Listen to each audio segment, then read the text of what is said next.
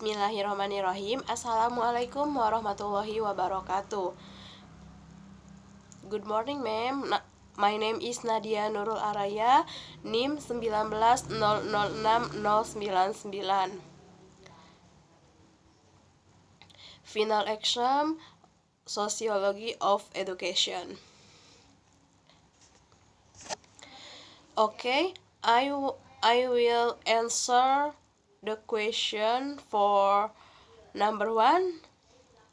The question number 1 is, explain why the sociology of education needs to be studied by a prospective BK teacher or counselor, and provide an example of its application from one of the concepts studied in the implementation of guidance and counseling services. My answer is prospective BK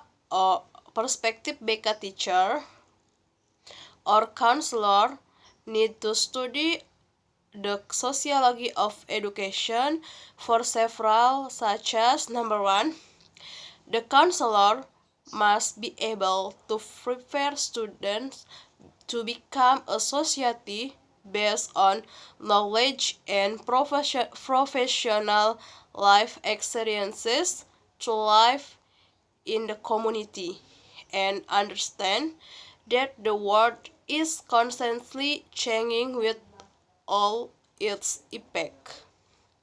Number 2, the counselor is responsible for fostering human values and a community order that is motivated by the principle of justice and shared welfare, and the counselor must still be able to provide guidance and counseling service for student or community problem.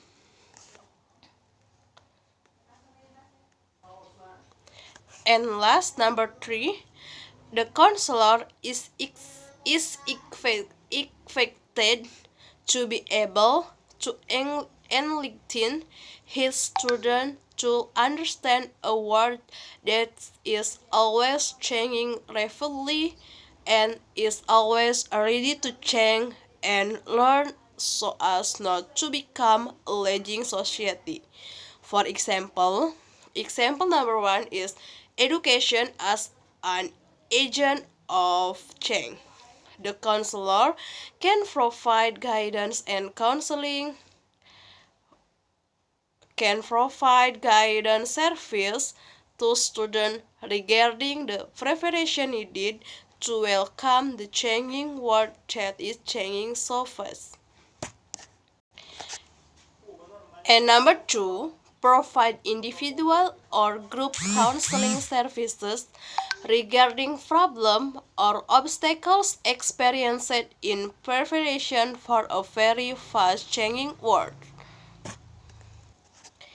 It is my answer for number 1. Next, I can answer question number 2. The question number 2 is, explain one of the 4 sociological theory of education that have been studied regarding the meaning, the concept of social problems, analysis of social problem solving, and its implication for the guidance and counseling service. My answer is one of the 4 sociological theory. I choose conflict theory. Conflict theory is a theory which views that social change does not occur through a process of adjusting the values that bring about change, but occurs as a result of a conflict that results in compromise that are different from the original conditions. According to followers of this theory, it is conflict theory. What is content keep happening in people's life is social conflict, not change. Change is only the result of conflict in society, namely the occurrence of conflict between an ruling class and the oppressed group. Because social conflicts take place continuously, so do change. In this analysis, Dendorf is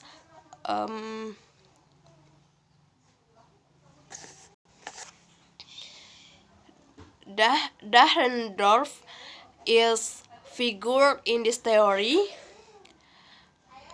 Analyst Dendorf considers that empirically group disagreements are perhaps the easiest to analyze when seen as a conflict regarding the legitimacy of our relationship. The implication for guidance and counseling, such as the mediation service, are counseling service carried out by the counselor to two or more parties who are in a state of not finding a match with each other. The counselor tries to be an intermediary or build a relationship between them so that they stop on a further conflict. The loser are all parties. Next, question number 3. The question is,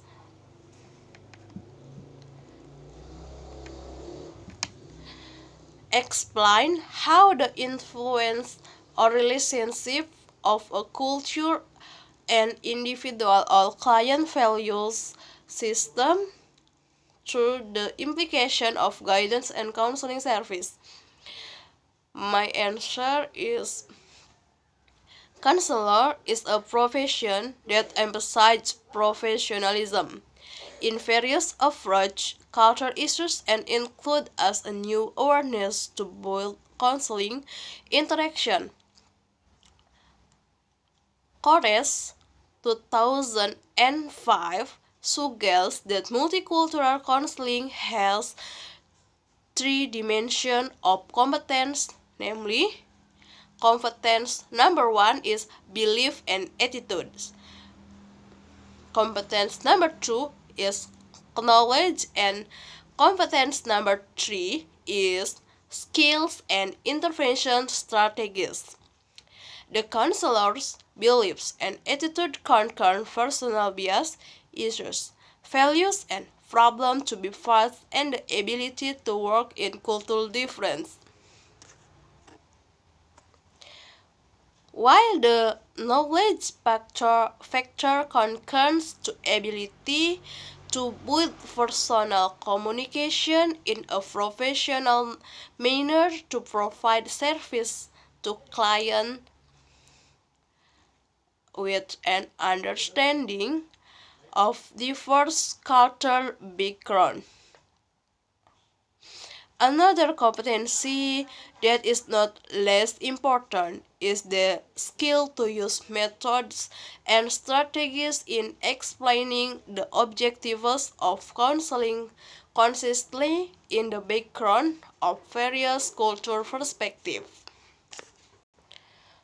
For example, implication of guidance and counseling service is there are clients who have problem with adjusting themselves to areas where rec are only inhibited, then the counselor will help client with individual counseling service.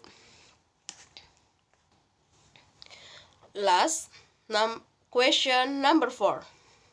The question is, What is your opinion regarding bullying cases that still occur in educational cycles?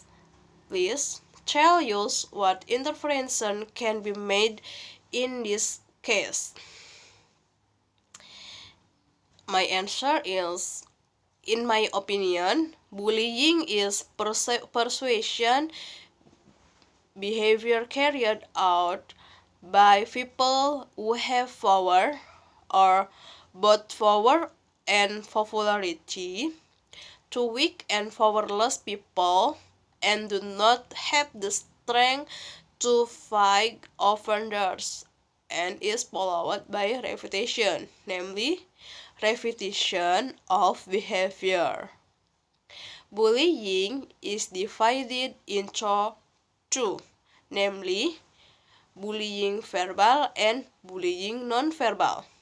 Bullying verbal, like threatening and oversight, and non-verbal bullying, like alienating the victim from friendship and engaging in violence such as hitting and kicking.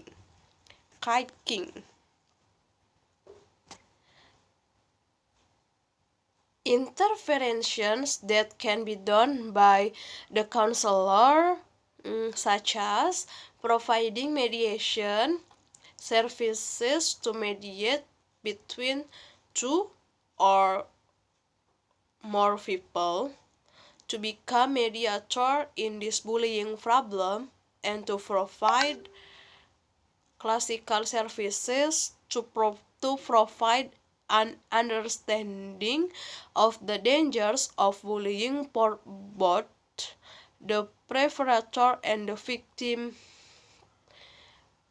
It is my answer from number 1 until 4 question. Thank you. Assalamualaikum warahmatullahi wabarakatuh.